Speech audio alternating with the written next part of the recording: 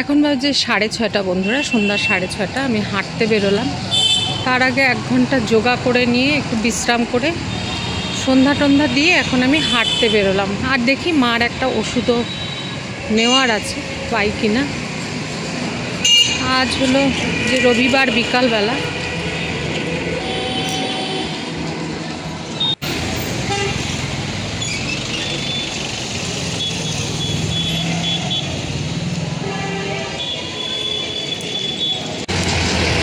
NJP station থেকে সব গাড়িগুলো আসে, সব পাহাড়ের গাড়ি যাচ্ছে এনজিপি স্টেশন থেকে।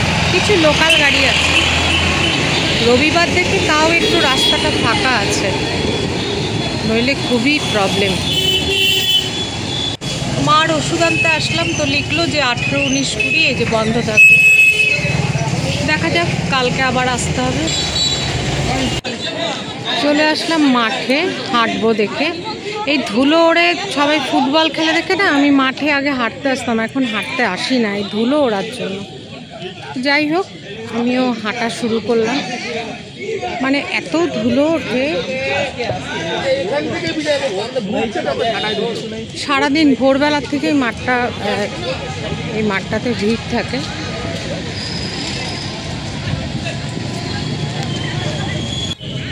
আমি মাটির উপর দিয়ে হাঁটার চেষ্টা করছি, কারণ পাকার ওপরে সাইডে পাকা দিয়ে হাঁটলে না হাঁটুতে আর হাড্ডিতে খুব ব্যথা হয়। তো ভয় লাগে, ফুটবল খেলছে, কোন সময় বল চলে আসে। তো যাই হোক, আমি এদিকে পাকার ওপর দিয়েই হেঁটে যাচ্ছি, মাটির উপর দিয়েই হাঁটছি।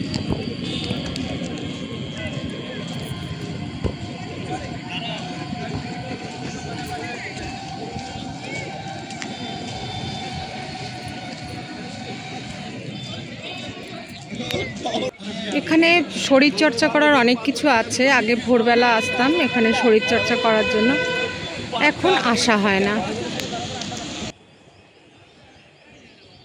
আমি কিন্তু গতকাল আস্তে আস্তেই হাঁটছিলাম, কারণ যেহেতু একটা কোমরে পেন আছে, সেই জন্য মানে আস্তে আস্তে হাঁটছিলাম। তবুও মাঠটার একটা খুব ভালো মাপ আছে। আমি কালকে টোটাল 2000 স্টেপ হেঁটেছি। হ্যাঁ, তো মেয়েকে বললাম এতটা হেঁটেছি, মেয়ে বলল 2000 স্টেপ হেঁটেছ। তো এই যে মাঠে যারা থাকে তাদের সত্যি জীবন ভালো হয়। মানে মাঠ যাদের জীবন হয় তারা সত্যিই সুস্থ থাকে।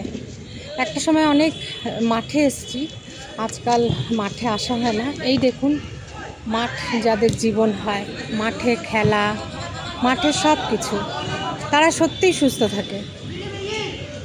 প্রত্যেকে চেষ্টা করবেন পাকার উপর দিয়ে না হেঁটে মাটির উপর দিয়ে হাঁটতে। আমি কিন্তু এই যে মাটির উপর দিয়েই হাঁটছি, ঠিক আছে? এই যে আমি কিন্তু মাটির উপর দিয়েই হাঁটছি। পাকার উপর দিয়ে হাঁটতে কিন্তু পায়ে অসম্ভব পেইন হবে। মাঠে যারা মানে সারাদিন থাকে, খেলাধুলা করে, তারা কিন্তু সত্যিই সুস্থ থাকে। খালি পায়ে মাটির মধ্যে হাঁটা, হ্যাঁ, তো এইসব করলে পরে মানে সত্যি খুব শরীরটা ভালো থাকে।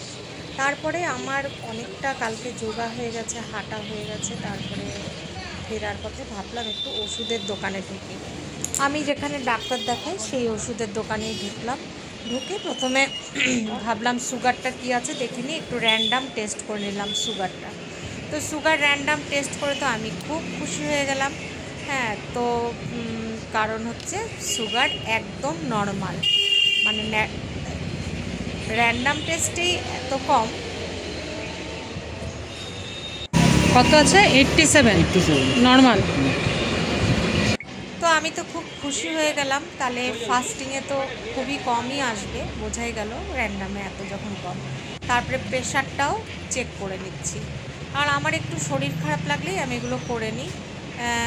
আর মার্চ মাসে তো আমি ডক্টর বাসু ক্লিনিকে সমস্ত টেস্ট করেছি। মানে আমি এত ভাত রুটি খেয়েও পিপি করিয়েছে আমার মেয়ে, তারপরেও 92 এসেছিল পিপি। প্রেশার আছে 130/78, উপরে 130, নিচে 78, ঠিকই আছে। সুগার কম তো তাই নিয়ে আসলাম নলিন গুড়ের কী বলে আইসক্রিম। আমি অবশ্য ডেইলি প্রায় আইসক্রিম খেতে ভালোবাসি, আইসক্রিমে আমার কোনো দিন সুগার বাড়ে না, এটাই আমি দেখেছি। তো এই যে মাও খাচ্ছে, এই যে আমারটাও খেতে খেতে শেষ, মনে পড়লো আর একটু ভিডিও করে রাখি। তো তাই বলে আপনারা কেউ আইসক্রিম খাবেন না সুগারে, আমার এটা এখন অভ্যাস হয়ে গেছে, ঠিক আছে? তো রাধে রাধে বন্ধুরা, আজ হলো রবিবার। আমি ইন্ডিয়ার ওয়েস্ট বেঙ্গল থেকে ভূমিকা মীনাক্ষী আবারও এসে গেলাম আরেকটি নতুন ভিডিও নিয়ে আপনাদের সামনে। প্রিয় পরিবার, প্রিয় দর্শক, আশা করি আপনারা সবাই ভালো আছেন। দেশে বিদেশের যে যেখানে আছেন সবার মঙ্গল কামনা করছি। ওম নমঃ শিবায়। হর হর মহাদেব, হর হর মহাদেব। জয় ভগবান, জয় লোকনাথ বাবা, জয় শ্রীকৃষ্ণ, জয় রাধারানী, জয় মহাপ্রভু শ্রী চৈতন্য, জয় রামকৃষ্ণ, জয় মা শারদা। এটা হলো আজকে সকালে, ওই একটুখানি তো গত রবিবারে আসলাম না, গত রবিবারেই পরিষ্কার করেছিলাম, আবার এই যে একটু একটু ঝুল পড়ে গিয়েছে, মাকড়সার জাল যাকে বলে, সেগুলো একটুখানি টেনে নিচ্ছি। টেনে নিয়ে আজকে বিছানার চাদর পাল্টাবো।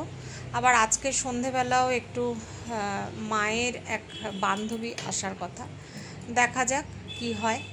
তো যেটা বলছিলাম যে আমার অভ্যাস হয়ে গেছে, মানে কি, যেমন এখন ফট করে আমার আর সুগারটা বাড়ে না। আমি যে এত বেশি সুগার ছিল, সেখান থেকে প্রচুর নিয়ম কানুন করে কিন্তু আমি সুগারটাকে এরকম কন্ট্রোলে এনে ফেলেছি। কালকে যেমন সোনালি বলছিল যে সুগার এখন তোমাকে ভয় পায়, এত আইসক্রিম, এখন তো আমি পুরো এই যে এতদিন পুরো ভাত রুটি সব কিছু খেয়েছি।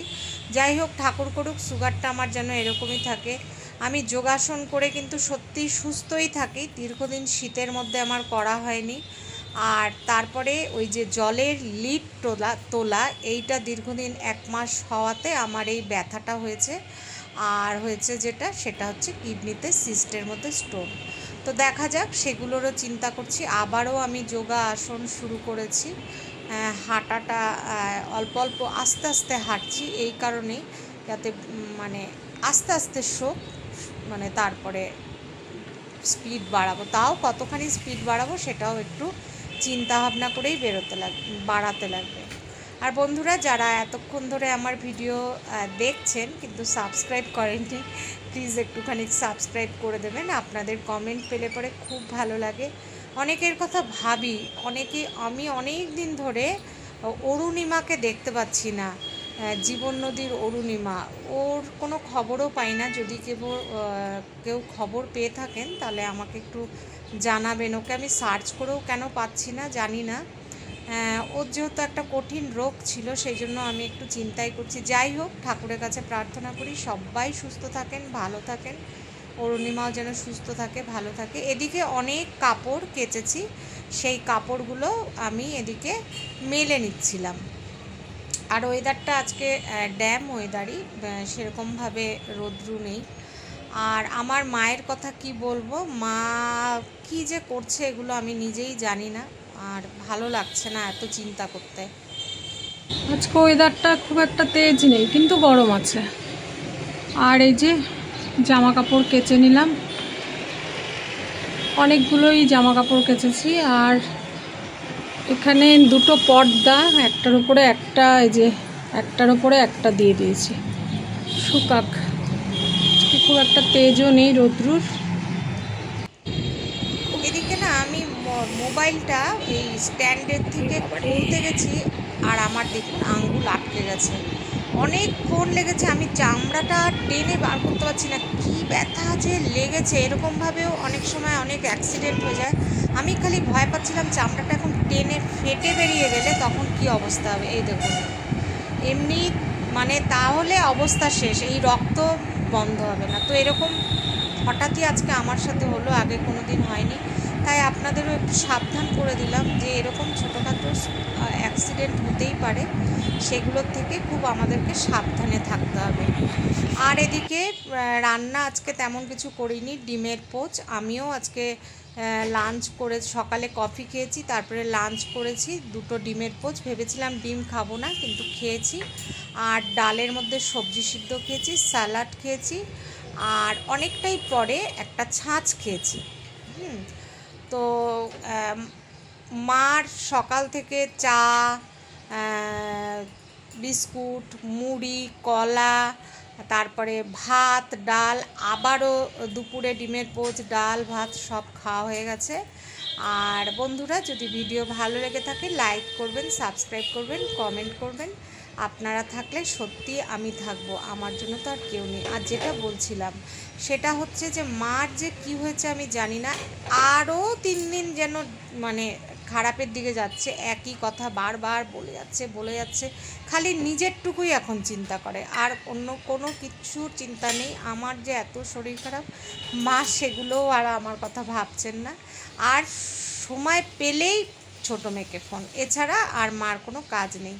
হ্যাঁ, অনেক যখনই ঘুম ভাঙে তখন থেকেই মামাদের সবাইকে ফোন করছে, স্কুলের কলিগদের ফোন করছে। আমি বললাম যে কেন এরকম করো, এত সকালবেলা সবারই তো বয়স হচ্ছে, সবাই তো ঘুমাচ্ছে।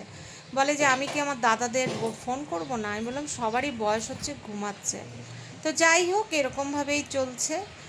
আর আপনারা সবাই একটু প্রার্থনা করবেন আমার মা যেন সুস্থভাবে ভালোভাবে, এর থেকে যেন আর বিছানায় বেশি পড়ে না যায়। আসলে আমারও তো বয়স হচ্ছে, আমাকেই এখন দেখার কেউ নেই, আমারই এখন একটা ঘরের লোকের সত্যি খুব খুব দরকার।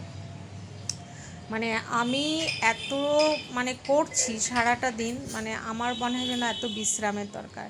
কিন্তু এক দিদিভাই লিখেছেন যে কাজের মেড রেখে দিতে। হ্যাঁ, কিন্তু সত্যি দিদিভাই, এখন যদি মেড রাখি ঘর ঝাড়া আর ঘর মোছা করতেই 2000 টাকা চাচ্ছে। সেটা আমি তো আর দিতে পারবো না, আমার মেয়েকেই দিতে হবে। মেয়েও বলে কাজ, একটা হেল্পিং হ্যান্ড রাখার জন্য কাউকে, কিন্তু রাখি না কেন, মেয়েটারই চাপ পড়ে যাবে, আর খুব গায়ে লাগে এই ঘর ঝাড়া ঘর মোছার জন্য 2000 টাকা দিতে। তো যাই হোক, এদিকে সানলাইট দিয়ে আমি রান্নাঘরের যে তোয়ালেগুলো আছে, যেগুলো দিয়ে আমি মোছামুছি করি, সেগুলো একটুখানি ভিজিয়ে নিচ্ছি গরম জলে। তো আর কি, ভিডিওটা ছোট্টখাট্টোই একটা ভিডিও দিলাম, 13 মিনিট 1 সেকেন্ডের। সবাই ভালো থাকবেন, সাথে থাকবেন, পাশে থাকবেন। হ্যাঁ, আর এইভাবেই হয়তো এগিয়ে যেতে পারবো। আবার যদি সুস্থ থাকি, ভালো থাকি, আগামীকাল নিশ্চয়ই আরেকটা ভিডিও দেওয়ার চেষ্টা করব। তো আজকের মতো তাহলে এখানেই রাখি, টাটা।